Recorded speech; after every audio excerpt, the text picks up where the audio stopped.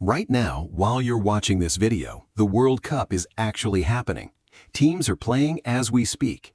And just a few days into the tournament, one country already flipped the entire conversation about who's going to win it all. So here's what we're doing today. We're breaking down exactly which countries have the best shot at winning World Cup 2026, why they're favorites, and what's already gone wrong for some of the so-called best teams in the world. No football knowledge needed. I'll explain everything as we go. Let's start with something that might surprise you. Spain and France walked into this tournament as co-favorites, equal odds, same expectations. Within 5 days, that changed completely. France demolished Senegal 3-1, and their star player, Kylian Mbappe, scored twice. That made him France's all-time leading goal scorer in the country's entire history, not just this tournament, ever. He's 27 years old, and he already broke a record that took other legends decades to set. Meanwhile, Spain played Cape Verde, a tiny island nation that's never even been to a World Cup before. The result? A scoreless draw, 0-0. For context, that's like the defending Super Bowl champion barely tying a team that just got promoted to the league. It happened, and it instantly knocked Spain down the favorites list, while France shot to the top. That's the first lesson about World Cup predictions. They're not fixed. They shift match by match, sometimes hour by hour, based on how teams actually perform under pressure. Now let's talk about Argentina, because their story is wild. Argentina won the last World Cup in 2022. They're the defending champions, which means everyone's circling them as the team to beat. Their captain is Lionel Messi, widely considered one of the greatest players ever. He's 38 years old now, which in football years is basically ancient. Most players retire by their mid-30s, but Messi just scored a hat trick. That means 3 goals in one game, tying the all-time World Cup scoring record. At 38, while players half his age struggled to keep up with him. If Argentina wins again, Messi becomes the only player in history to lift this trophy more than once in the modern era while playing into his late 30s. That's not normal. That's borderline unbelievable. Now, here's where it gets interesting for the casual viewer. Betting markets and prediction sites track something called odds, which basically means the probability experts assign to each team winning. Right now, France sits around 17 to 18% likely to win it all. Spain dropped to around 14%. Portugal is sitting close behind at around 11%. Think of it like a horse race with 48 horses, but only 3 or 4 of them have a realistic shot at actually crossing the finish line first. Portugal deserves real attention here, too.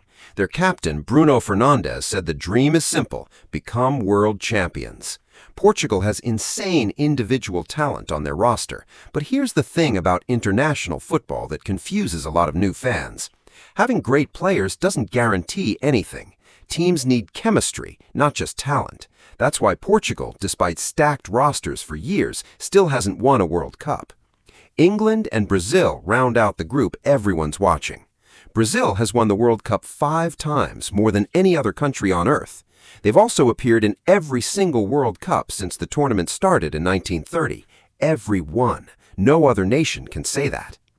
Now let's talk about the hosts, because something unexpected already happened. This World Cup is being hosted across 3 countries: the United States, Mexico, and Canada. It's the first time in history the tournament has been split between 3 nations. Mexico kicked off the entire World Cup with their opening match against South Africa and won 2-0 in a chaotic game that saw 3 red cards. A red card means a player gets ejected from the game entirely for serious fouls. 3 players getting tossed in one match is rare. That win mattered because host nations historically struggle in the opening match. People actually call it the host nation curse. Mexico just broke it. The United States is also turning heads, with forward Folarin Balogun scoring twice in their opener, even though their biggest star, Christian Pulisic, had to come off early with an injury. Here's something most beginners don't know about this World Cup specifically. It's the biggest one ever. 48 teams are competing, up from 32 in every previous tournament. That's 16 new spots opened up. Picture an expanded version of any playoff bracket you've seen, except now smaller, less experienced countries like Cape Verde, Jordan, Curacao, and Uzbekistan get a shot at the world stage for the very first time. And as Spain already found out, an inexperienced team doesn't always mean an easy game. So who actually wins this thing? Based on current form, France looks like the team to beat. Mbappe is in career-best shape, the squad has serious depth, and they're playing with momentum. Spain is talented enough to recover, but that draw exposed cracks. Argentina has the most dangerous wild card in the tournament in Messi, and defending champions always deserve respect. Portugal and Brazil are right there too, capable of catching fire in the knockout rounds, where one bad day eliminates you instantly. Here's the thing about World Cups, though. The team labeled the favorite in June doesn't always lift the trophy in July. Pressure does strange things. Underdogs find their moment. Stars go cold at the worst time. So here's the quick recap. France currently leads the odds after demolishing Senegal. Spain stumbled early and dropped down the list. Argentina has Messi defying age and physics. Portugal and Brazil remain serious threats, and the host nations are already shocking people. If there's one thing this tournament has already taught us, it's this. In football, being the best team on paper means almost nothing once the whistle blows. If this helped you actually understand what's happening in this World Cup, subscribe, because we're tracking every twist all the way to the final in July.